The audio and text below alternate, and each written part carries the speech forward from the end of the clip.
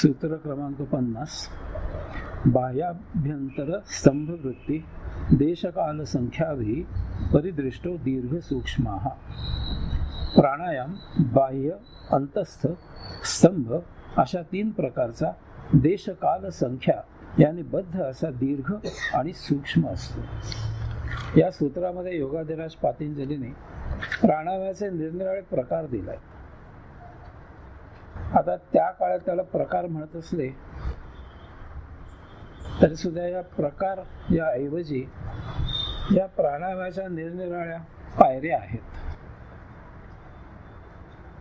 प्रथम म्हटलंय बाह्य, याला रेचक असं म्हणतात. बाह्य म्हणजे श्वास बाहेर सोडणं. तो कसा सोडायचा, काय सोडायचा याच्या पद्धती आहेत. नंतर म्हटलंय अभ्यंतर. अभ्यंतर म्हणजे पूरक, श्वास आत घ्यायचा. विशिष्ट प्रकारे कसा आत घ्यायचा त्याच्याही पद्धती आहेत. नंतर म्हटलं स्तंभ. स्तंभ म्हणजे धारण करणं. त्याला कुंभक असं म्हटलं जातं. म्हणजे श्वास घेतल्यानंतर शरीराच्या आत किती वेळ आणि कसा श्वास कोंडून ठेवायचा किंवा श्वास सोडल्यानंतर श्वासविरहित कसं आणि किती राहायचं याला की शास्त्र आहे. श्वास आत कोंडून ज्याला ठेवतो त्याला अंतःकुंभक म्हणतात आणि श्वास बाहेर रोखून ठेवतो त्याला बहिर्कुंभक म्हणतात. नंतर त्यांनी सांगितलं देश, काल आणि संख्या. देश म्हणजे आपल्या शरीराच्या आत कुठल्या भागामध्ये आपल्याला प्राणायाम पोचवायचा आहे, श्वास पोचवायचा आहे त्याच्यावर प्राणायामाचा प्रकार आहे. उदाहरणार्थ पोटाने प्राणायाम करायचा आहे, छातीमध्ये श्वास घ्यायचा आहे का शरीराच्या सखोल आत भागामध्ये प्राणवायू पोचवायचा आहे याच्यावर प्राणायामाचा प्रकार ठरतो. नंतर म्हटलंय काल.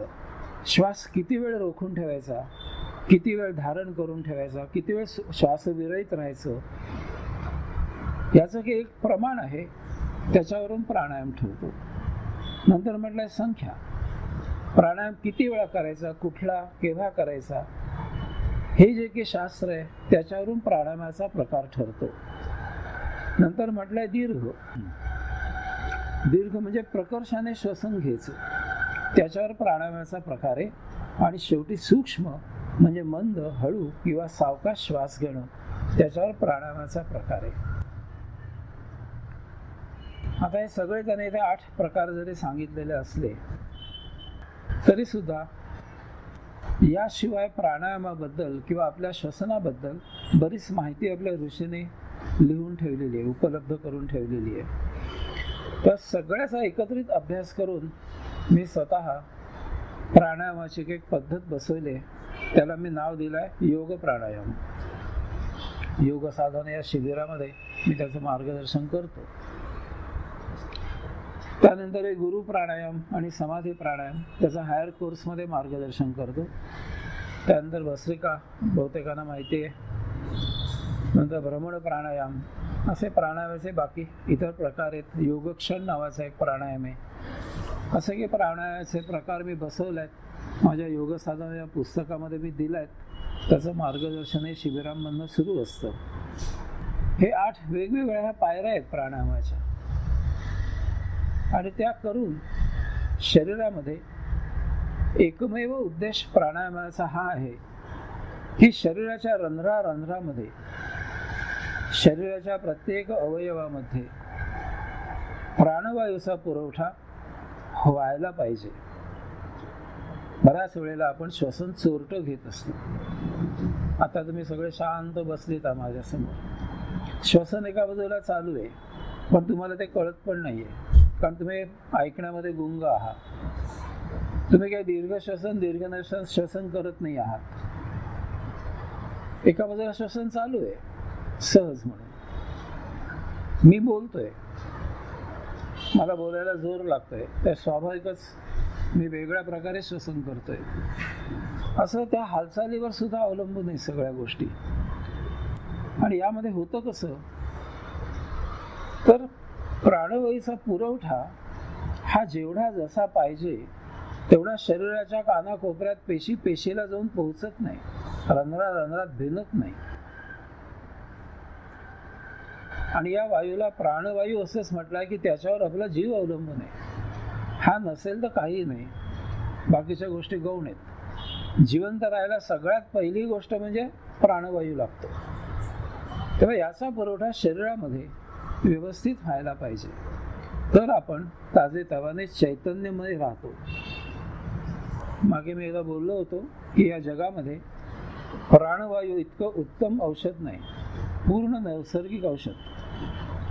जितका तुम्ही प्राणवायू शरीरामध्ये पोहोचवाल एका विशिष्ट प्रकारे, आणि शरीराच्या रंध्रामध्ये प्राणवायू जर भिनला जाऊन, तर तुम्ही आपोआपच निरोगी राहता.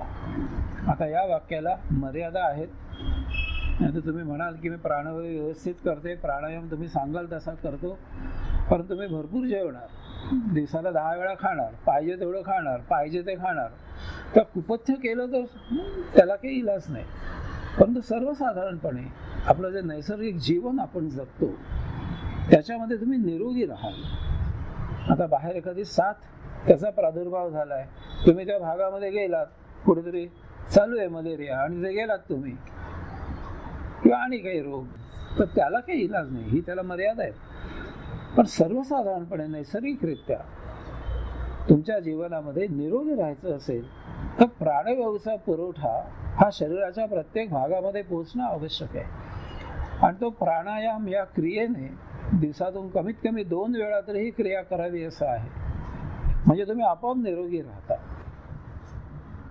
प्राणवायू, प्राण म्हणजे चैतन्य आहे, ही योग ऊर्जा आहे, ही विश्वेश्वराची ऊर्जा आहे. आणि ह्या ऊर्जेवर हृदयाचं ठोके सगळे चालू असतात, त्याला आत्मा आपण म्हणतो. आता आत्मा आहे, तो प्राणवायू खेचून घेत असतो. पण आपलं काम हे आहे की तो प्राणवायू पुढे आपल्या शरीरामध्ये सगळीकडे पोहोचवायचा, हे आपलं काम आहे. आत्मा प्राणवायू खेचून घ्यायचं काम करतो, पण टाळूपासून टाचेपर्यंत हा प्राणवायू फिरवणं एका विशिष्ट प्रकारे हे आपलं काम आहे. तर आपण आपोआपच निरोगी राहतो. त्याचे बरेच पुढे उपयोग आहेत, ते पुढच्या सूत्रांमधून आता येतील हळूहळू. सूत्र क्रमांक 51, बाह्य अभ्यंतर विषयाक्षेपी चतुर्थ. बाह्य अंतस्थ या पलीकडचा प्राणायामाचा 4था प्रकार आहे. बाह्य अभ्यंतर म्हणजे काय? त्याला मगाशी त्याला मी रेचक असं म्हटलं. श्वास बाहेर सोडणं किंवा बहिर्कुंभ, श्वसनाशिवाय राहायचं. बाह्य अभ्यंतर या पलीकडे घेऊन जाणारा, आपल्या देहाच्या पलीकडे घेऊन जाणारा हा प्राणायामाचा 4था प्रकार म्हणून सांगितलाय. साप, विंचू किंवा उंदीर हे बिळात राहणारे जे प्राणी आहेत ते जवळजवळ हवेशिवाय जगतात. अत्यंत कमीत कमी हवा किती पाहिजे तेवढी घेऊन त्यांनी जगायची कला आत्मसात केलेली आहे. आपल्यामध्ये माणसं सुद्धा अशी काही आहेत, दिसतात तुम्हाला, की पाण्यामध्ये बराच वेळ बुडवून ठेवतात स्वतःला. आपल्याला काळजी लागते काठावर उभं राहून की आता याचं कसं होणार आत. आपण जरा थोडा वेळ पोहायला जाताना बुडी मारली तरी गुदमरायला होता, आपण लगेच वर येतो. पण ही कला त्यांनी साध्य केलेली आहे, पाण्यामध्ये बुडी मारून बराच वेळ राहणं त्याच्यात. किंवा कुंडलिनी जेव्हा जागृत होते त्यावेळेला श्वसन जवळजवळ बंद पडतं, हृदय इतकं क्षीण होतं, त्याची स्पंदनं जाणवत सुद्धा नाहीत. तो स्टेथोस्कोप असतो ना डॉक्टरांचा, त्याच्यात सुद्धा ती जाणवत नाहीत बऱ्याच वेळेला. आणि विशेष करून डॉक्टरांच्या उपस्थितीत अशा प्रकारे प्रयोग एखाद्या योग्याने केला तर त्या डॉक्टरांमध्ये अगोदर त्याने हे भाषण करून असं काही सांगितलेलं असतं की माझी नाडी आता मी बंद करणार आहे. त्या डॉक्टरांवर सुद्धा परिणाम होतो. ते ध्यानस्थ बसले की ते बिचारे जेव्हा पाहतात त्याला खरंच नाडी लागत नाहीये याची. 100% बंद होत नसते, पण अतिशय क्षीण होते. ही कला त्यांना साधलेली असते. आणि कला केव्हा साधते? तुम्ही सतत कुंडलिनी जर जागृत केली तर हे आपोआप घडतं. तुमच्या शरीराला प्राणवायूचा पुरवठा कमीत कमी करून सुद्धा तुम्ही जीवित राहता. संजीवन समाधी ज्ञानेश्वर माऊलीने घेतली, कारण कुंडलीने ते रोजच जागृत करत असत किंवा असावेत, म्हणून ते आज जाऊन बसू शकले काही तास, आणि मग आपोआपच संजीवन समाधी घेतली गेली, कारण हवा यायचा काही मार्ग नव्हता. बरेच आहेत संजीवनी समाधी घेतलेले, आपल्याला माहिती नाहीये एवढंच. हा चौथा प्रकार जो आहे तो सर्वसाधारणपणे संसारी माणसाने करू नये, आणि विशेष करून अशा प्रकारच्या अभ्यासाला माझं नेहमीच मी सांगतो निरीक्षण असं आहे की 90% महिला वर्ग असतो, 10% कुठेतरी लोणच्या पुरते एका बाजूला पुरुष असतात. आणि भारतीय कौटुंबिक व्यवस्था अशी आहे की हे सगळं शिकल्यानंतर जर घरातल्या पुरुषाला अशा प्रकारे कुंडलिनी जागृत करायची असेल, समाधी लावायची असेल, मी नित्यनेमी दररोज म्हणतोय, तर घरातल्या गृहिणीकडून त्याच्या सौभाग्यवतीकडून त्याला सहकार्य केलं जातं. परंतु तुम्हाला कोणाला जर अशा प्रकारे प्रगती करायची असेल, मनापासून हे सगळं ऐकून संसार छान सगळा आटोपलेला आहे, कुणाचं काही तक्रार असायचं कारण नाही, पण तरी सुद्धा आपल्या भारतीय कौटुंबिक व्यवस्थेमधला जो पुरुष आहे घरातला, तो तुम्हाला कधीही सहकार्य, म्हणजे आजपर्यंत मी पाहिला नाही असे कुणी मला महिला सांगताना की अशा प्रकारे मला पूर्ण सहकार्य घरनं मिळतं. घरातलं सगळ्यांचे सगळं आवरून, सगळ्यांचं करून, सगळ्यांचा रिसवा फुगवा त्यांचे काय असेल ते देऊन मग उरलेल्या वेळात तुम्हाला करावं लागते साधना आणि उपासना. असं यावर जास्त बोलण्यात योग्य नाही, मी स्वतः पुरुष असल्यामुळे. तर हा जो प्राणायाम आहे हा हायर कोर्सला मी शिकवतो, परंतु हे मी सांगतो की यामुळे जास्त प्रगती याच्यामध्ये साधू नका, दररोज करू नका, एखाद्या आठवड्यातनं एखाद दिवस करा, आणि कधी पुढे मागे तुम्हाला खरोखरच अशी संधी आली की सगळे अडथळे दूर झालेले आहेत, तर मग हे शिक्षण तुम्हाला तिथे उपयोगी पडेल. असं सूत्र क्रमांक 52, ततः क्षीयते प्रकाश आवरणम. यामुळे प्रकाशावरील आवरण दूर होतं. प्रकाशाचे इथे 2 अर्थ आहेत. एक सर्वसाधारण अर्थ, प्रकाश म्हणजे ज्ञान, यम नियम आसन, आणि हा प्राणायाम आपण 4थं योगांग पाहिलं. विशेष करून प्राणायामामुळे आपल्या शरीरामध्ये प्राणवायूचा इतका पुरवठा होतो आणि चैतन्य इतकं सळसळतं अंगामध्ये की आपली बुद्धी सतेज होते. मेंदू आणि स्मृती यांना प्राणवायूचा सातत्याने दररोज कायमस्वरूपी पुरवठा व्यवस्थित झाला की त्यांची आकलन शक्ती वाढते, ग्रास्पिंग पॉवर, स्मरणशक्ती, जाणण्याची शक्ती सगळ्यामध्ये वाढ होते. आणि एवढंच नव्हे तर ज्याचे जे विषय नाहीत त्या इतर विषयामध्ये योग्याला गती येते आपोआप, असं करणाऱ्याला. पूर्वीच्या लोकांना हे काही लोकांना पटत नाही की हा त्याचं शिक्षण काय आणि भलतीकडे इकडे आला कुठे, असा त्यांना प्रश्न निर्माण होतो. पण तसं नाहीये. प्राणायाम करणारे नित्यनियमित जे साधक आहेत, योगी आहेत, त्यांना सर्वसाधारण सगळ्या विषयामध्ये जर त्यांनी स्वारस्य दाखवलं, अभ्यास केला, तर त्याच्यामध्ये ते गती घेऊ शकतात. त्याचा आकलन शक्ती त्यांची वाढलेली असते केवळ या प्राणवायूच्या पुरवठ्यामुळे. असा एक छान असा परिणाम, भौतिक परिणाम आपल्यामध्ये घडून येतो. बुद्धी स्मृती वृद्धिंगत होते, जाण आकलन शक्ती वृद्धिंगत होते. अर्थात हा झाला भौतिक फायदा. आणि आध्यात्मिक फायदा, क्षीयते प्रकाश आवरण, म्हणजे आपल्या अंतःकरणात अंतरात्मा जो आहे, शेवटी या सगळ्या साधनेचा जो उद्देश आहे एकमेव, ते म्हणजे आपलं चित्त, आपलं मन ह्या अंतरात्म्यामध्ये विलीन करून टाकायचं. त्याला योग म्हणायचं. योगच चित्तवृत्ती निरोधः. चित्ताच्या वृत्ती नष्ट झाल्या की चित्ताला एकमेव विषय राहतो, तो म्हणजे अंतरात्मा. तिकडे तो प्रवृत्त होतो, जातो तिथे, आणि तिथे मिलन घडून येतं. यासाठी या प्राणायामामुळे आपल्या ज्या चित्ताच्या वृत्ती आहेत त्या आपोआप क्षीण होतात, आणि जे चित्त आहे त्याच्यासाठी आपल्या अंतरात्मा आणि आपण याच्यामध्ये जे भोगापवर्गतेचं आवरण असतं ते दूर होतं. प्रकाशाचं आवरण, जो अंतरात्म्याचा प्रकाश आहे तो जो दबला गेलेला आहे आपल्या भौतिक उपभोगिक वृत्तीमुळे. आपण सतत उपभोगाचा विचार करतो, संसाराचा विचार करतो, मला काय मिळेल, कसं मिळेल, मी कसं उपभोगेन, याशिवाय दुसरा विचार नाही आहे आपल्यामध्ये. हे जे मधलं आवरण आहे आपलं चित्त आणि अंतरात्मा याच्यामध्ये, हे जो अडथळा आहे तो आपोआप दूर होतो प्राणायाम सतत नित्य नेहमी केल्यामुळे. आता याचा जास्त खुलासा त्यांनी पुढल्या सूत्रामध्ये केलाय. सूत्र क्रमांक 53, धारणासूच योग्यता मनसहा. यामुळे धारणेसाठी मन योग्य होतं. आता बघा, यम, नियम, आसन आणि प्राणायाम अशी योगांगाची 4 अंग आपण आत्मसात केले, आणि मग 5वं अंग आहे धारणा.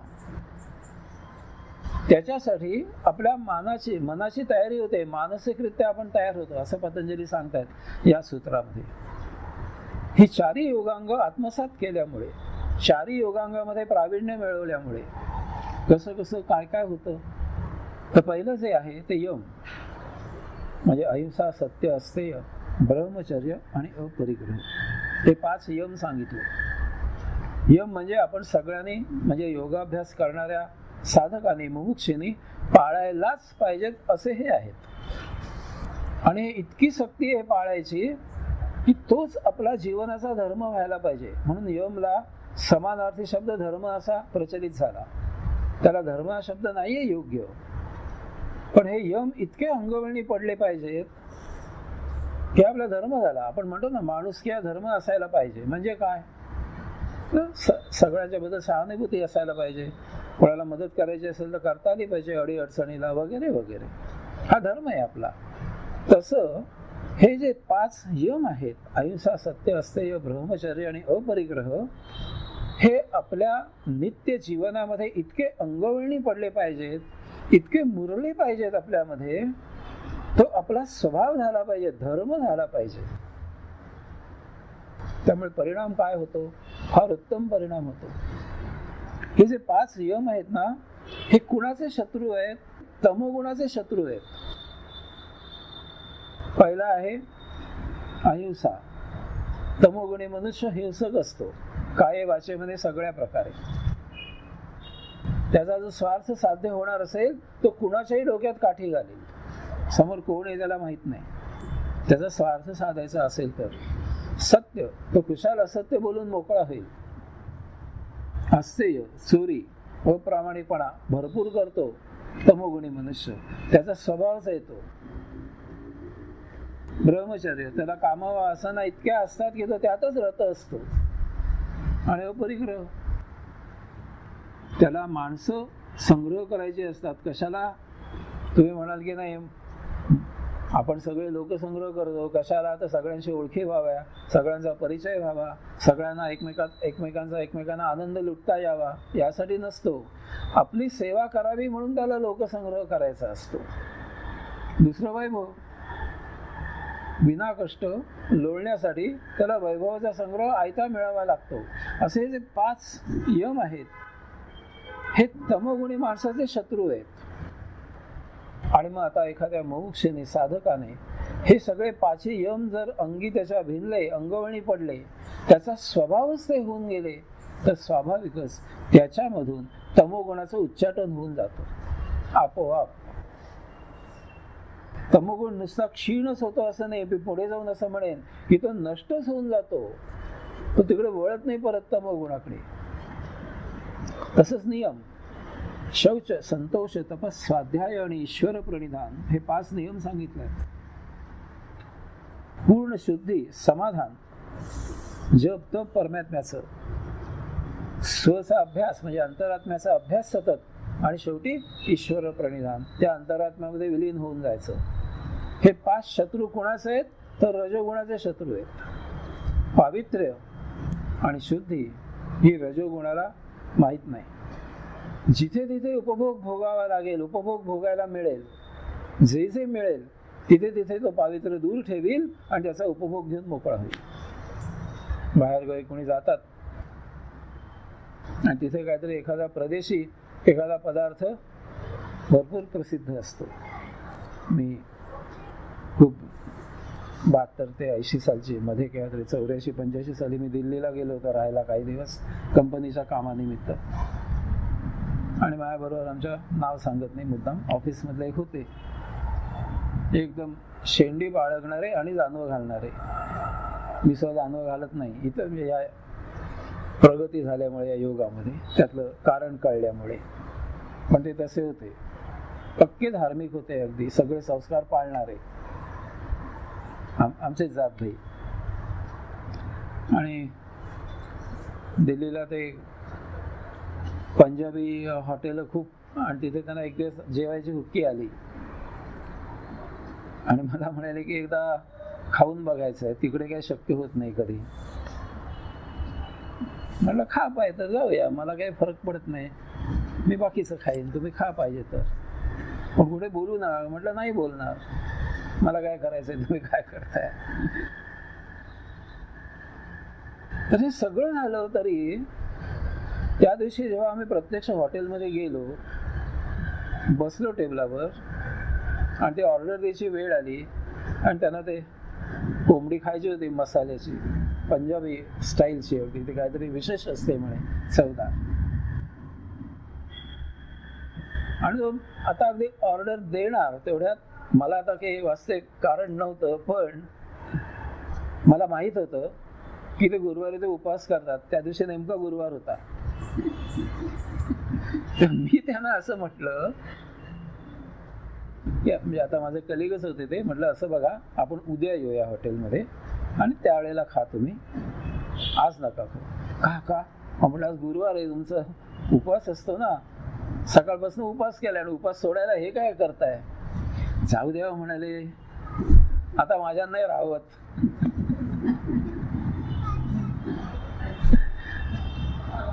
शुद्धी आणि पावित्र्य या उपभोगापुढे मनुष्य त्याचा जर तिथे भोग पूर्ण होणार असेल तर तो खिशात बाजूला ठेवतो. ते तिकडे गेल्यावर, पुण्यात गेल्यावर बघू म्हणाला, आता जाऊ दे, आता नाही, फार उशीर झाला, मी आता ऑर्डर द्यायची वेळ आली. नाही राहवलं त्यांच्याने, खाल्लं त्याने, उपास सोडला त्याने. म्हणजे सकाळपासून सगळं लक्षात होतं, उपास आहे, गुरुवार आहे, खरोखरच काही खाल्लं नव्हतं दुपारी, मी जेवलं होतं. पण ते रात्री तिथे गेल्यानंतर जर समोर उपभोग आला आणि ते मनामध्ये बरेच दिवस होतं की दिल्लीला जातोय आपण, ते एकदा खायचं, मला थोडस काय म्हणतात त्याला पट्टीत घ्यायचं विश्वासात आणि खायचं. तर रजोगुणी असा असतो, त्याचा उपभोग जर पूर्ण होणार असेल तर पावित्र्य आणि शुद्धही तो बाजूला ठेवून देतो. तिसरं संतोष. रजोगुणी माणसाला समाधान कधीच माहित नसतं, कायम असमाधानी. पोट भरून ढेकर दिली, अगदी आता अजीर्ण होईपर्यंत खाल्लं तरी तो असं म्हणणारच की आज पुरे, उद्या परत खाईल. आणि प्रत्येक बाबतीत हेच आहे. मी नेहमी म्हणतो, खाऊन झालं, सगळं उपभोगून झालं की रजोगुणी लगेच प्रश्न विचारतो, परत केव्हा. समाधान माहित नाही, सौच संतोष. तो जप आणि तपचा त्याचा प्रश्नच येत नाही रजोगुणीचा. कारण किती काही झालं, जरी त्याला असं सांगितलं बाबा रे तप कर, जप कर, तर तो सांगेल किती वेळा करायचा, कसा करायचा, माझ्या वेळेत तर बसणार आहे का, मग एक माळ आत्ता करून नंतर एक माळ उद्या करून चालेल का, संध्याकाळी करून चालेल का. कारण सगळं जे काही आहे ते उपभोगाच्या आड नाही येता कामा, अजिबात येता कामा नाही. तर तप आणि जप त्याच्यापासून तो दूरच असतो. केलाच त्याने तर सगळे उपभोग करून झाल्यानंतर उरलेल्या वेळात तो तप आणि जप करेल, जमलं तर ते सुद्धा. स्वाध्याय, आत्म्याचा अभ्यास अशक्यच आहे हो. तिथे गेला की विरक्ती आली, कोण करणार, रजोगुणी करणंच शक्य नाही. तो देवाची पूजा करेल, देवपूजाच करत असतो म्हणा आयुष्यभर, म्हणून तो उपभोग घेत असतो ना सगळी. आणि शेवटी ईश्वर प्रणिधान, त्याची तर भावना अशी आहे रजोगुणीची की तुम्ही कशाला मुक्ती व्यक्ती, काय कशाला करता, हे काय गरज काय मुक्तीची, कशाला मुक्त व्हायचं आहे तुम्हाला. आणि या विश्वामध्ये इतकं विविध वैचित्र्याने एक एक वस्तू भरलेल्या आहेत भरपूर कष्ट करायला शरीर दिलेलं आहे, भरपूर कष्ट करावे, बरे खावे, बरे ल्यावे आणि भरे आराम पडून राहावे आणि म्हणून परत परत जन्माला यावे. संचित मुद्दाम करावं होत नसेल तर, कारण पुन्हा जन्माला यावं असं म्हणताय ना तुम्ही संचित केल्यावर, म्हणून संचित ठेवावं, परत परत जन्माला यावं, पण इथले उपभोग घ्यावे परत परत. एका जन्माने काय होणार आहे? दररोज काहीतरी शिल्लक राहतं उपभोग घ्यायचं, ते केव्हा घ्यायचं? त्यांची हीच धारणा आहे, पुन्हा पुन्हा जन्माला यावं, मुक्त होऊच नाहीये कधी. तेव्हा ईश्वर प्रणिधान, ईश्वरात समर्पण करणं हा तर भाग त्यांच्या बाबतीत अशक्यच आहे. तेव्हा जे 5 जे आहेत नियम, सौश संतोष तपस स्वाध्याय ईश्वर प्रणिधान, हे रजोगुणीचे शत्रू आहेत. त्यामुळे हे जर मुमुक्ष आणि साधक यांच्या अंगवळणी पडले, अंगामध्ये भिनले, तर आपोआपच त्यांच्यामधला रजोगुण जो आहे तो क्षीण होऊन जातो, निष्प्रभ होऊन जातो, नष्ट होऊन जातो, देहादी इंद्रियांपुरताच मर्यादित राहतो, की देह जीवित ठेवण्यापुरते ते उपभोग घेतील. अशा प्रकारे तमोगुण आणि रजोगुण, यम आणि नियम यांनी दूर झाल्यानंतर पुढे काय आहे तर आसन. यम नियम आसन. आसन म्हणजे काय? काये वाचेमध्ये स्थिर राहायचं आहे एका जागी, आणि एका जागी स्थिर राहिलं की मनुष्य आपोआपच आत्मसन्मुख होतो. पण सगळ्या बाहेरच्या हालचाली बंद होऊन जातात. देहादी इंद्रियांना काहीतरी खाद्य पाहिजे असतं सतत. मन काय म्हणतं? मला सिनेमाचं गाणं जर गुणगुणायला देणार नसेल तर भजन म्हणायला सांग, पण मला म्हणायला पाहिजे काहीतरी. मन म्हणतो गप्प नाही बसायचं, मला गुणगुणायला पाहिजे आत काहीतरी, स्वरयंत्र चालू राहायला पाहिजे. मग काय सिनेमाचं गाणं नाही म्हणायचं आहे का? हरकत नाही, भजन म्हण. भजन म्हणतो मी, पण पाहिजे. देहादी इंद्रिय विषयासक्त आहेत. विषय काय याला महत्व नाहीये.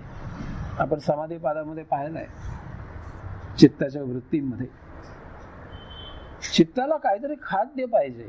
ते काय आहे खाद्य याच्याशी चित्ताला कर्तव्य नाहीये.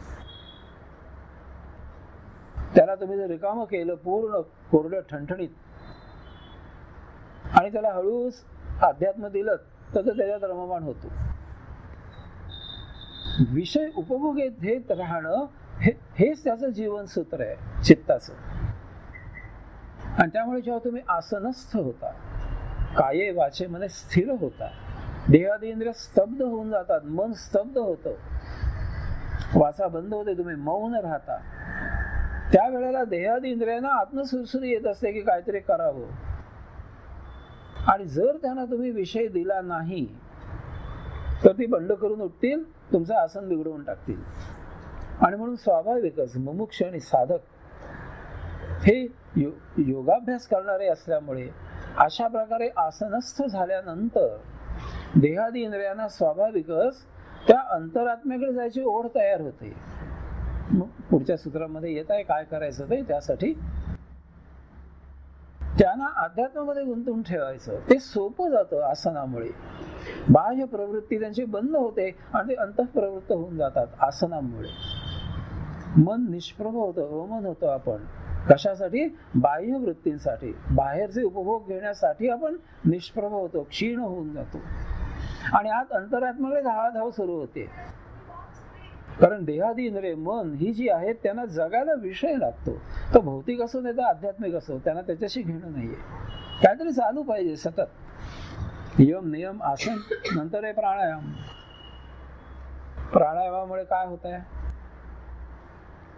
तर एका विशिष्ट लयीमध्ये तुमचा एकदा श्वास सुरू असला की स्वाभाविकच तुम्ही भावातीत होता, विचारातीत होता, निर्विचारी होता, निर्विकारी होता प्राणायामामुळे. कारण काय आहे? तुम्ही जेव्हा एखादा विचार करता त्यावेळेला तुमचा श्वास बदलतो. तुम्ही विचार केलात की श्वास बदललाच. एक ठराविक विचार तुम्ही जर एखाद्या वेळी करत असाल, एक 5-10 मिनिटं तुमचं श्वसन एका ठराविक गतीमध्ये राहील. विचार बदलला की लगेच त्याची गती बिघडेल. ते कमी का जास्त होईल ते त्या विचारावर अवलंबून आहे. आणि त्यामुळे प्राणायामाने तुम्ही जर तुमच्या श्वासाची गती स्थिर ठेवून दिलीत तर विचार मनात येणं शक्य नाहीये. शक्य नाहीये विचार मनात येणं. अशक्य आहे. आणि अशा वेळेला देहादी इंद्रिय अध्यात्मामध्ये ते विषय प्रवृत्त झालेली आहेत. त्यामुळे प्राणायामाची त्याला जोड मिळते चौथ्या योगांगाची. बाकी सगळे विषय बंद होऊन जातात. भावभावना येईन अशा होतात. तुम्ही अतिशय प्रॅक्टिकल होता पूर्ण. काय झालंय ठीक आहे, वर्तमानात पटकन विचार करता. मागचा पुढचा विचार तुम्ही करून भांबावून जात नाही. विचार कराल व्यावहारिक दृष्ट्या, पण भावनिक विचार नाही करणार. दोघांमध्ये फरक आहे ना. मी सांगायला नको ना, डिटेलमध्ये नको आहे ना जायला. तुम्ही विचार कराल पण तो भावनिक विचार नसेल, व्यावहारिक विचार कराल पटकन. त्याच्यामध्ये खूप फरक पडतो मानसिक दृष्ट्या. हे प्राणायामामध्ये आपोआप साध्य होतं. तुम्ही सहज प्राणायाम जितका कराल, अर्थात योगगुरूला विचारून तुमची जीवन पद्धती राहाटी काय आहे, रोजचं जीवन काय आहे, कसं आहे ते सांगून तर तुम्हाला मार्गदर्शन करेल कसं काय करायचं. जितका वेळा प्राणायाम कराल तितकं तुमचं मन स्थिर राहील, भावातीत होईल. भावना विवश कधी तुम्ही होणार नाही. आणि ते तर योगाला पाहिजे असतं. आणि मग यामुळे काय होतं, आसन आणि प्राणायाम यामुळे तुम्ही भावनाच्या पलीकडे गेलात, निर्विचारी झालात, निर्विकारी झालात की स्वाभाविकच तो तिसरा जो गुण उरलाय ना, सत्वगुण, तोही क्षीण होतो. मला आता बाहेर जायचं आहे, गाडी पकडायची, स्वयंपाक तयार आहे, आणि तुमची पत्नी म्हणाले की नैवेद्य दाखवते आणि वाढते, तुम्ही म्हणाल नाही मला उशीर होतोय. त्या जर भावनेमध्ये तुम्ही गुंतून राहिलात की नाही नैवेद्य दाखवल्याशिवाय मी कसा जीव, प्रश्न पडेल, मोठा प्रश्न पडेल. हा सात्विक गुण आहे की देवाला नैवेद्य दाखवल्याशिवाय मी कसा जीव. हे निघून जातं, भावना सगळ्या बंद होऊन जातात. तुम्ही मोस्ट प्रॅक्टिकल होता. तुम्ही आता या क्षणी मला काय करणं योग्य आहे तो विचार करून तुम्ही पुढे जाल. सत्वगुण क्षीण होऊन जातो. सत्वगुणात वाईट काही नाहीये, पण तो प्रत्येक वेळेला परवडत नाही. संभाजी महाराजांचा शेवटच्या वेळेला माहिती आहे ना तुम्हाला, संभाजीनगरमध्ये, कोकणामध्ये, संगमेश्वरला, हे इथलं संगमेश्वर नाही कोकणातलं, जिथे त्यांना पकडलं प्रत्यक्ष, तेव्हा ते काय करत होते, अनुष्ठानं करत होते भटजींना समोर बसून. आणि सांगायला आले की आले मुसलमान आता अगदी जवळ आलाय, पळा इथनं, पण अनुष्ठान संपल्याशिवाय कसा उठू असं ते म्हणाले. ते पकडले गेले. सत्वगुण आहे. तेव्हा तुम्हाला आसन आणि प्राणायाम सत्वगुणाच्या पलीकडे नेईल. यम जे आहेत ते तुम्हाला तमोगुणाच्या पलीकडे घेऊन जाईल. तमोगुण तुमच्यातला क्षीण होईल. नियम तुम्हाला रजोगुण क्षीण करून टाकील तुमच्यातला. आसन आणि प्राणायाम तुमच्यातला सत्वगुण क्षीण करून टाकील. आता तम रज सत्व 3 गुण क्षीण झाले की तुम्ही गुणातीत झालात. आणि मग ते काय म्हणतायत पुढे, यामुळे धारणेसाठी मन योग्य होतं. यम नियम आसन प्राणायाम हे केल्यानंतर धारणेसाठी मन आता योग्य झालं तुमचं. तुम्ही सत्व रजतम याच्या पलीकडे निघून गेलात, गुणातीत झालात. आणि म्हणून आता तुमचं मन धारणेसाठी योग्य झालं. कारण योग साधनेमध्ये मनाला अनन्यसाधारण महत्व आहे. एवढंच नव्हे, तो गाभा आहे पतंजल योगसूत्राचा. पतंजलीने व्याख्याच केली तशी, योगच चित्तवृत्ती निरोध हा. चित्ताचा वृत्तींचा निरोध करायचा आहे म्हणजे योग आपोआप साध्य होतो. बाकी काही करायला नको ते म्हणतात. आणि मनाला गप्प करणं तर अशक्य आहे ना. आणि मनाला गप्प केल्याशिवाय धारणा कशी होणार. तुम्ही भले योगेश्वरांची धारणा केलीत, एकटक अगदी मी सांगतो, योग साधना जेव्हा शिबिर घेतो तेव्हा बघत बसा. आणि मनामध्ये जर नसते विचार येत असतील तर ते नुसतं बघून काय उपयोग आहे. नुसतं शरीर बसलेलं असेल समोर, डोळे लावलेले असतील तिकडे, आणि मन आत प्रोजेक्शन करताय भलतंच काही वेगळंच काहीतरी. यम नियम आसन प्राणायाम गुणातीत झाल्यामुळे, मनाचे व्यापार बंद झाल्यामुळे, अमन नमन आपण झाल्यामुळे, मग स्वाभाविकच आपण त्या मनाला जे काही धारणा देऊ ते ती पकडून ठेवतो. ते त्याला सोपं जातं त्यावेळेला, कारण ते रिकामं झालेलं असतं. पिशवी रिकामी असेल तर आपण पाहिजे ती वस्तू त्याच्यामध्ये ठेवू. पण पिशवी अगोदरच भरलेली असेल तर जी काही जागा शिल्लक असेल त्या मानाने ती वस्तू ठेवली जाईल. तुम्हाला पाहिजे ती वस्तू नाही तुम्ही ठेवू शकणार. तसं मन अगोदरच जर भरलेलं असेल तर तुम्ही हा आणि विषय त्या मनाला दिलात तर तो म्हणेल त्याच्यात जास्त गंमत आहे, त्याच्यात जास्त उपभोग आहेत, या तसबिरीत काय असले उपभोग आता आलायत, मन त्याच्यात बसेल, हे काढून टाकील. ते तुम्ही नाही धारणा करू शकणार, अशक्य आहे. बाह्य विषयांपासून अंतःप्रवृत्त होणं यासाठी गुणातीत व्हायला पाहिजे. गुणातीत झालं की मन आपोआपच निष्प्रभ होऊन जातं आणि म्हणून तुम्ही धारणेला योग्य होता. पण बाह्य जगाकडचं जे मन आहे, चित्त त्याला आपण म्हणतो, ते निष्प्रभ झालेलं आहे, ते अंतर्मुख होतं. उलट तुम्ही द्याल त्या धारणेवर तो विषय ग्रहण करत, ते त्याच्यात रममाण होतं. म्हणून ते सांगतायत की 4 योगांग तुम्ही आत्मसात केलीत की तुम्ही 5वं जे योगांग आहे धारणा, त्याच्यासाठी तुम्ही योग्य होता. आणि मग आता तुम्ही त्या चित्ताला धारणा द्या जी काही द्यायची असेल ती. मग आता ते तुमचं चित्त त्या धारणेला पकडून ठेवेल. त्याचं कारण असं आहे की आपलं मन जे आहे ते अति चपळ आहे. मना इतका कुठेही वेग नाही, कोणाचा प्रकाशाचा सुद्धा नाही. ध्वनी प्रकाश यांचा वेग खूप आहे ना, प्रकाशाचा वेग जास्त आहे ध्वनीपेक्षा. ध्वनीचा सुद्धा वेग कमी आहे. प्रकाश त्याच्यापेक्षा शीघ्र गतीने येतो, त्याच्यापेक्षा मन पळतं. तुम्ही आता कुठे अमेरिकेला वगैरे जाऊन आलेले असाल कधी, आता क्षण हा सुद्धा फार खूप झाला, तत्क्षणी तुम्ही तिथे पोहोचाल जाऊन पटकन. बरं कसे पोहोचाल? समजा 20 वर्षापूर्वी गेलेले असाल तर तिथे 20 वर्षापूर्वी जाऊन पोहोचलेले असाल. इतकं मन आहे वेगवान, ते जलद आहे. परत पटपट पटपट विचार करतं. बुद्धीपेक्षाही पुढे आहे मन, बुद्धी मागे पडते. तिसरी गोष्ट कल्पना विस्तार. मन किती कल्पना करतं, त्याच्यामुळे ते सगळे शोध लागलाय. केव्हा तरी कुठल्या तरी माणसाला पक्ष्यांना बघून हवेत उडावंसं वाटलं तर कल्पनेने हवेत भरारा मारून येत होता, म्हणून आज ते प्रत्यक्ष घडलं. कुठेतरी केव्हा तरी आमचे ऋषी ध्यान लावून टेलिपॅथी करत असत, एकमेकांना विचार पाठवत असत. आता तुम्ही या डबेने खरोखरच पाठवता. एक SMS टुक टुक टुक केलं की गेला तिकडे, संपलं. काही सेकंदामध्ये तिकडे जाऊन पोहोचतो तुमचा संदेश काय आहे तो. आता तो प्रत्यक्ष समोर बघता पण येतं. कुठेही असू दे जगाच्या कानाकोपऱ्यातला मनुष्य तुम्ही बघू शकता प्रत्यक्ष.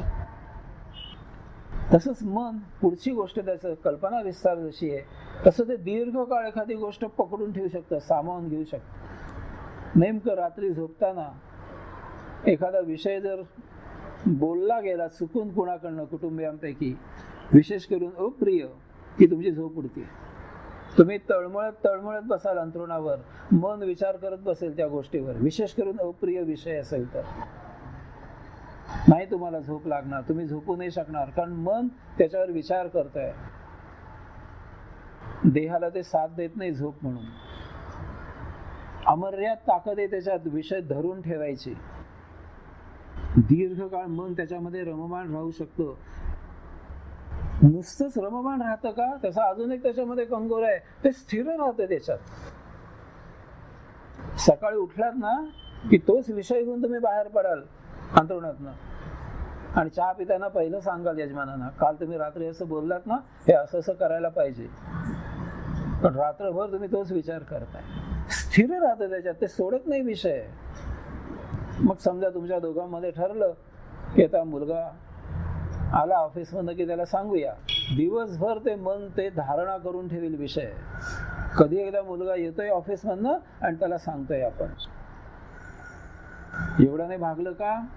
अनेक वर्ष तो विषय मनामध्ये धरून ठेवेल डूब धरल्यासारखा. अर्थात डूब धरण्यासारखा असेल तर त्या सापाला म्हणतात ना 12 वर्ष विसरत नाही. आम्हाला म्हणतात कोकणस्थ ब्राह्मणांना कोबरा, त्यांची खोडी काढू नका, 12 वर्ष डूब ठेवतात. जरा सांभाळून घ्या या लोकांना म्हणतात. हे मन असतं डूब ठेवणार. वर्षानुवर्ष ते धारण करू शकतो.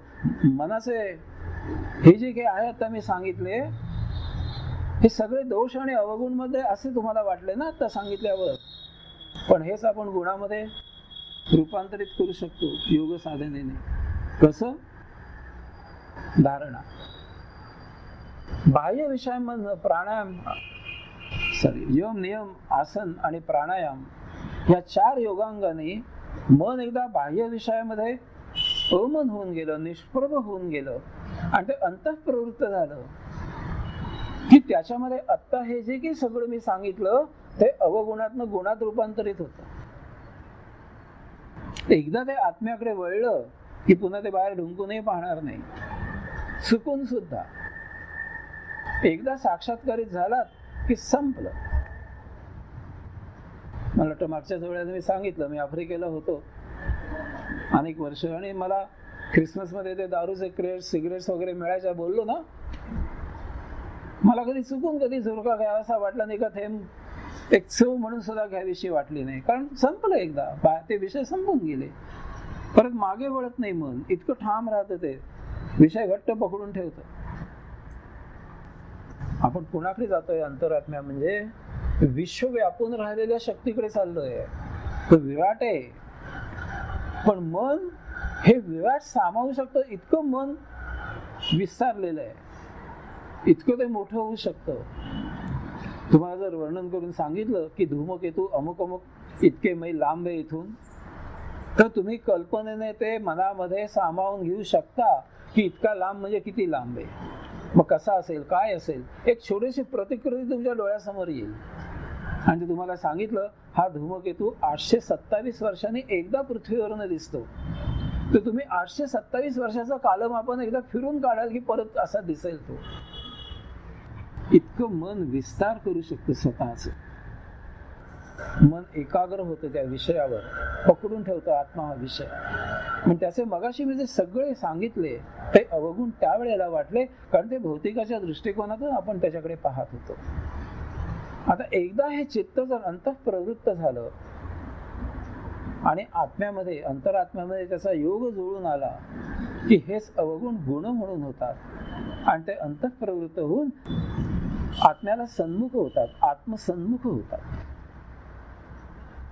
आणि नुसते आत्मसन्मुख होऊन भागत नाही, तर ते आत्मप्रवृत्त होऊन आत्म्यामध्ये विलीन व्हायच्या इतक्या थराला जातं ते मन की काय नाही, बस आपल्याला योगी म्हणून आता राहायचं, आपली ओळख योगी म्हणून व्हावी, आपल्याला बाकी काही नको, बस. ध्यास घेतं मन एखाद्या गोष्टीचा, सोडत नाही तो विषय. आणि म्हणून पतंजलीने सांगितलं हे 4 योगांग, यम, नियम, आसन, प्राणायाम, ही तुम्ही एकदा आत्मसात केली, अंगामध्ये तुमच्या अंगवळणी पडली, तो तुमचा स्वभाव झाला, हे आता धारणा मनाला द्या तुम्ही. आता मन त्यासाठी योग्य झालं.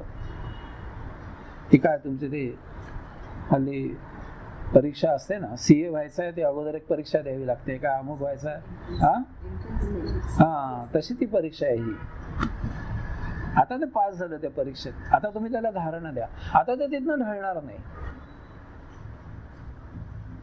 धारणेसाठी मन योग्य झालं, आता त्याला परमात्म्याची धारणा द्या. आता धारणा द्या म्हणजे काय करायचं? सूत्र क्रमांक 54, स्वविषय असंप्रयोगे चित्तस्वरूप अनुकार इव इंद्रियाणाम प्रत्याहारः. स्वतःच्या विषयांशी इंद्रियांची तद्रूपता संपते, त्यामुळे इंद्रिय चित्ताच्या स्वरूपाशी एकरूप होतात, यालाच प्रत्याहार म्हणतात. आता बघा, सर्वसाधारण आपल्या जे चित्त आहे त्याची प्रवृत्ती काय आहे की एखादा विषय उपभोगला आणि त्या विषयामध्ये त्याला जर गोडी वाटली, रस निर्माण झाला, तर त्या चित्ताला तो विषय परत परत उपभोगावा असं स्वाभाविक वाटतं. तुम्ही एखादं छानसं पुस्तक वाचलं, खूप प्रसन्न झालात पुस्तक वाचल्यावर, तुम्ही पटकन त्या लेखकाचं पुन्हा नाव बघता, अरे हा लेखक बरा लिहितो, मग लगेच कुठेतरी तुम्ही जाल पुस्तकाच्या दुकानामध्ये आणि त्या लेखकाची इतर काय पुस्तके तीच प्रथम चाळाल, त्या लेखक बरा लिहितो. हे मन असतं. हे आवडलं तुम्हाला, ती गोष्ट आवडली, नाटक, सिनेमा, करमणुकीचे विषय, गाणं, हे या बाबत असंच आहे. एखादं गवयाचं गाणं पसंत पडलं की त्याचं गाणं पुन्हा एकदा पुढे असेल की लगेच तुम्ही तिथे हजर होता. हा छान गातो. ही चित्ताची स्वाभाविक प्रवृत्ती आहे. एखादा विषय आवडला की परत परत परत तो विषय उपभोगायला ते प्रवृत्त होतं. आता बघा, यम, नियम, आसन, प्राणायाम ह्या 4 योगांगानंतर 5वं धारणा हे योगांग आपण धारण केलेलं आहे. चित्ताला विषय दिलेला आहे अंतरात्मा. मग यावेळेला काय होतं तर मन एकदा भोग प्रवृत्तीकडून आत्मप्रवृत्त झाल्यामुळे ही जी देहादी इंद्रिय जी आहेत ती एकदम क्षीण होऊन जातात. त्यांच्या ज्या वृत्ती आहेत उपभोगाच्या त्या क्षीण होतात. कारण मनाची साथ आता मिळत नाही, उलट होऊन जातं. इतके तेच मन त्यांना सांगत होतं देहादी इंद्रियांना, अरे तिकडे काहीतरी पाहण्यासारखं जात आहे, बघ तिकडे, डोळे कर तिकडे, इकडे काहीतरी ऐकण्यासारखं आहे, कान टवकार. मन सांगतं आणि मग इंद्रिय तिकडे वळतात, लक्ष जातं आपलं तिकडे. आता उलट होतं. देहादी इंद्रिय त्यांना काहीतरी जाणीव होते आणि ते वाट बघतात, मन काहीतरी सांगेल, इकडे काहीतरी स्पर्श झालाय चांगला, मन काहीतरी म्हणेल बस जरा आणि ढकल हात पुढे. मनच निष्प्रभ होतं. मनाकडून काही प्रेरणा येत नाहीत. आता भापाप इकडे घेतला जातो, बाजूला घेतला जातो. बघा, सभ्य माणसं रस्त्याने जाताना सवर्ण स्त्री आली ती सहज अंग सोडून अशी जातात. सहज होत आहे, करावं लागत नाही. आणि मावादी असेल तर धक्का मारायचा प्रयत्न करेल, कारण मन आतनं रेटत असतं देहादी इंद्रियांना, बघ झाला स्पर्श तर आंबट शौकीनपणा. आणि जर सभ्य असतो तर सहज अंग चोरून असा पटकन जाईल, सहज. कारण मन आतनं साथ देत नसतं देहादी इंद्रियांना, म्हणून ते घडतं. सभ्यपणा आपोआप येतो तिथे. तसं आता हे चित्त बाह्य प्रवृत्तीकडून अंतःप्रवृत्त झाल्यामुळे देहादी इंद्रियांना जर एखाद्या वस्तू आपण उपभोगावी असं जरी त्यांना वाटलं तरी त्यांचा जो मालक, मास्टर मन आहे, संचलन करणारा, तोच मुळे आत्मप्रवृत्त झालेला आहे. त्याची साथ त्यांना मिळत नाही, वर्ण काही त्यांना आज्ञा येत नाही कर म्हणून. ते स्वाभाविकच गप्प होतात. स्वाभाविकच गप्प होतात. देहादी इंद्रियांना मनाची साथ मिळत नाही. आणि आता मनाची साथ जर देहादी इंद्रियांना मिळाली नाही, त्यांना सुद्धा काहीतरी करायची इच्छा असते. आणि मग काय करायचं म्हणून पतंजली अतिशय वैज्ञानिक आहेत. हे जसं त्यांनी मगाशी सांगितलं, तम रज सत्व तुम्ही गुणातीत झालात, मन रिकामं झालं, त्याला आत्मप्रवृत्त करा. आता ते प्रत्याहाराने सांगतायत की आता देहादी इंद्रिय जी आहेत ती मन निष्प्रभ झाल्यामुळे, मन आत्मसन्मुख झाल्यामुळे त्यांना काहीतरी द्यावं लागेल, नाही तर ती बंड करून उठतील. मग त्यांना काय द्या? त्यांना प्रत्याहार द्या, त्यांना प्रतिआहार द्या. स्वतःच्याच विषयांशी इंद्रियांची तद्रूपता संपते, त्यामुळे इंद्रिय चित्ताच्या स्वरूपाशी एकरूप होतात. मनाकडून त्यांच्या विषय भोगाला साथ न मिळाल्यामुळे देहादी इंद्रिय गोंधळून जातात की आता आम्ही काय करायचं. मग ती काय करतात? ती म्हणतात मन का साथ देत नाही, ते काय करताय? लहान मुलं असतं ना आपल्याकडे, ते बाहेर तयार असतं, आई बाबा येतील आता आणि आपण जाऊ कुठेतरी. बराच वेळ झाला आई बाबा बाहेरच येत नाहीत खोलीतनं. त्याला स्वाभाविक कुतूहल होतं, आई बाबा काय करतायत बघूया. मग ते आत बघायला जातं. आता आई बाबा बाहेर येऊ शकत नाहीत, मग आई बाबा जे करतात ते करत बसतं.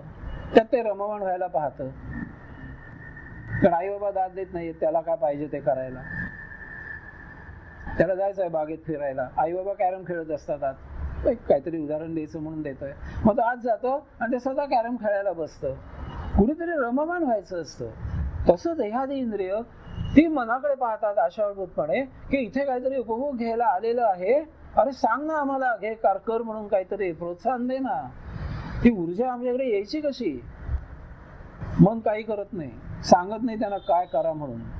मग ती काय म्हणतात? मन काय करताय, चला तिकडे. मन गेला आत्म्याकडे, मग आपणही जाऊया. म्हणून त्यांना प्रत्याहार द्यायचा, प्रतिहार द्यायचा. आणि भक्ती योगामध्ये प्रतिहाराची फार सुंदर पद्धत सांगितली. आपल्या योगामध्ये सुद्धा आहे, शिबिरामध्ये मी त्याचं मार्गदर्शन करतच असतो. पण भक्ती योगामध्ये देहादी इंद्रियांना प्रत्याहार कसा द्यायचा त्याची फार सुरेख पद्धत आहे. ते काय म्हणतात, प्रथम शुचिर्भूत व्हा, आंघोळ करा, मग रोजची वस्त्र नको, सोडून नेसा, मग गंध लावा, जरा बरं वाटतं, गंधबिंद लावलं की काहीतरी वेगळं होतं. देवांची पूजा करा, त्यांना गंधफूल वाहा, धूप दीप नैवेद्य लावा, सुगंध सुटू दे, मग भजन करा, हाताने टाळ्या वाजवा, नृत्य करा. सगळी पंच ज्ञानेंद्रिय, पंच कर्मेंद्रिय त्या परमात्म्याच्या उपासनामध्ये मग्न करून टाकायची. हा त्यांना प्रतिहार द्यायचा, प्रत्याहार. योग्यांना काय सांगितलं जातं की तुमचे डोळे आहेत ना, सतत डोळे मिटा, आत अंतरात्मा शोधायचा प्रयत्न करा. हा डोळ्यांना प्रत्याहार आहे योग्यांचा.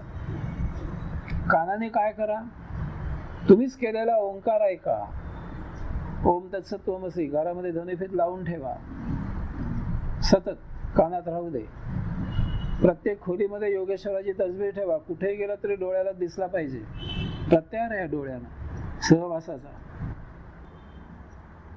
सतत परमात्म्याच्या विचारामध्ये एकरूप राहा, भजन करत राहा, मनामध्ये जप करत राहा, तप करत राहा, उत्तम आध्यात्मिक विषयांचं वाचन करा, प्रवचनांना जा, सत्संग करा. हा प्रत्याहार आहे योगामध्ये सांगितलेला. ही सगळी आपली जी इंद्रिय आहेत त्यांना प्रतिआहार द्यायचा. रोजचा उपभोगांचा आहार बंद करून प्रतिआहार म्हणजे आध्यात्मिक आहार द्यायचा.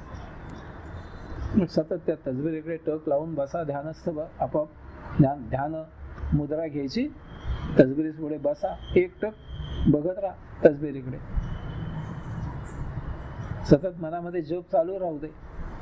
हळूहळू तुमची इंद्रिय त्या तसबिरीमध्ये इतकी एकरूप होतील की तो जप आपोआप बंद पडेल, डोळे आपोआप मिटून जातील, कान बाहेरच्या संवेदना घेणार नाहीत, काहीही मांडीला रोग नाही लागणार, त्या अवस्थेमध्ये भान सुटून जाईल देहाचं. असं नित्य नियमित करत राहिलात की ते एक दिवस तुम्हाला कुठेतरी चाहूल लागेल परमात्म्याची. मग ओढी वाढत वाढत वाढत जाते की आता कुठेतरी मला काहीतरी, तुम्ही म्हणताय सप्तचक्र कुठेतरी आत चाहूल लागली, तुम्ही म्हणताय प्रकाश कुठेतरी काहीतरी, आता काळोख तरी निदान बंद झाला. पहिल्यांदा काळोखच दिसत होता, पण आता बंद झालाय. काहीतरी कुठेतरी मला वाटतंय की आपण काळोखातून उजेडाकडे जाऊ. हा, तुम्ही म्हणताय ते खरंय. आता हल्ली माझ्या मनामध्ये काही हे जे इतर विषय होते ते हल्ली येईनसेच झालंय, काही स्वारस्य वाटेनसं झालंय. पूर्वी अगदी कसे करून मी ते सगळं टीव्ही मध्ये पुढे जाऊन बसत होते, आता काय बसत दिसत नाही. पण त्यातला फोलपणा कळला मला. हा प्रत्याहार आहे देहादी इंद्रियांना दिलेला. पण माझं सांगणं शेवटी असं आहे की प्रत्याहार द्यायला मुहूर्त शोधू नका. मी जर म्हणालात की आज अमुक दिवशी सुरुवात करीन, अजिबात करू नका. कसलाही संकल्प सोडू नका. ज्या क्षणी ज्यावेळी तुम्हाला वाटेल त्या क्षणी सुरुवात करा. प्रत्येक क्षण प्रत्येक दिवस पवित्र आहे आणि उत्तम आहे. अगदी माझं आडनाव जोशी आहे, विश्वास ठेवा जोशीवर. ज्योतिष सांगतात ना जोशी, म्हणून तर त्यांना जोशी म्हटलं जातं. कुठलाही मुहूर्त वगैरे काही चांगली वेळ सुवेळ वगैरे नाही, सगळी वेळ सुवेळ आहे. प्रत्येक जागा पवित्र आहे, जिथे असाल तिथे. हे एकदा मनामध्ये आलं की ते येणं आहे ते महत्वाचं आहे. ती वेळ वाया घालू नका, तो क्षण पकडून ठेवा, तिथेच सुरुवात करा लगेच. यम नियम आसन प्राणायाम आणि प्रत्याहार, याचा परिणाम काय? ततः परमावश्यता इंद्रियाणाम. यामुळे इंद्रिय परिपूर्णपणे वश होतात आणि ताब्यात राहतात. प्रत्याहार अंगी बांधला की देहादी इंद्रियांना दुसरा विषय म्हणून राहत नाही.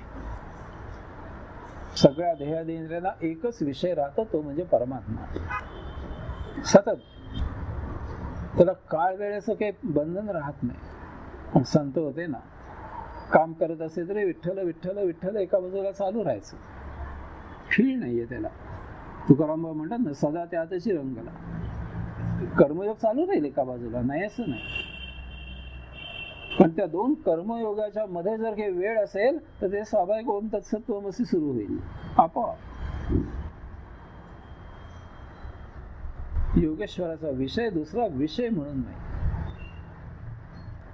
यम नियम आसन प्राणायाम, तुम्ही गुणातीत झालात, तम रज सत्व निघून गेले, सगळ्या भावना तुम्ही जिंकून टाकल्यात, सगळे विषय भोग प्रवृत्त नष्ट झाले, अंतःप्रवृत्त झालात. राहिलं काय? फक्त आता एकच राहिलं, ते म्हणजे आत्म्याच्या समोर बसायचं, परमात्म्याच्या समोर बसायचं आणि उपासना करायची. आयुष्य त्यासाठी आता दिलाय. आयुष्याचा खरा अर्थ कळला आता, मुक्ती. तिची धारणा केली, ती धारणा चित्त सोडत नाही. तो जो प्रत्याहार दिलेला आहे देहादी इंद्रिय, तो प्रत्याहार आता सोडत नाही. आणि प्रत्याहाराला खूप महत्व आहे. कारण किती काही झालं तरी यम नियम आसन आणि प्राणायाम हे बाह्यांग आहेत अष्टांग योगामध्ये. या सगळ्याचं पालन तुम्हाला देहादी इंद्रियांनी बाहेर करायचं. आणि पाचवं जे प्रत्याहार ते तुम्हाला पुढे तीन जी अंतरंग आहेत तिकडे घेऊन जाणारी आहेत. आणि म्हणून ही मध्ये आहे प्रत्याहार, तर दोन्हीकडे आहे. शेवटी समाधीपर्यंत पोहोचायचं आहे. ती तिन्ही अंग ही आतली आहेत, अंतरंग आहेत ही, आणि चार बाह्य अंग आहेत. प्रत्याहाराला मध्ये जोडतो. देहादी इंद्रिय मन निष्प्रभ करून बाह्यांग बंद होऊन अंतर अंगाकडे जाण्याचा मध्ये हा सेतू आहे एक प्रकारचा. तिथे आता आपण उभे आहोत. आणि इथे म्हणून साधन पाद हा दुसरा पाद समाप्त होतो. आणि पुढे तीन जी आहेत ते अंतरंग असल्यामुळे त्यांच्यामधून पुढे सिद्धी प्राप्त होतात. आणि म्हणून तिसरा पाद जो आहे विभूती पाद, त्याच्यामध्ये ते अंतर्भूत केले. यम नियम आसन प्राणायाम आणि प्रत्याहार पाच झाले. पुढे धारणा ध्यान आणि समाधी, ही तीन आपल्याला पाहिजेत. हे अंतरंग आहेत आणि त्याच्यामुळे सिद्धी प्राप्त होतात. आता पतंजली तिसऱ्या पादामध्ये विभूती पादामध्ये प्रथम या तीन बद्दल, धारणा ध्यान समाधी याच्याबद्दल सूत्र सांगतील. आणि मग त्याचा परिणाम म्हणून तुम्हाला ज्या सिद्धी प्राप्त होतात आपोआप, त्याची भली मोठी त्यांनी दीर्घ यादी दिली. म्हणून त्याला तिसऱ्या पादाला विभूती पाद असं नाव दिलं. ते आपण पुढल्या शुक्रवारी पाहू. विभूती.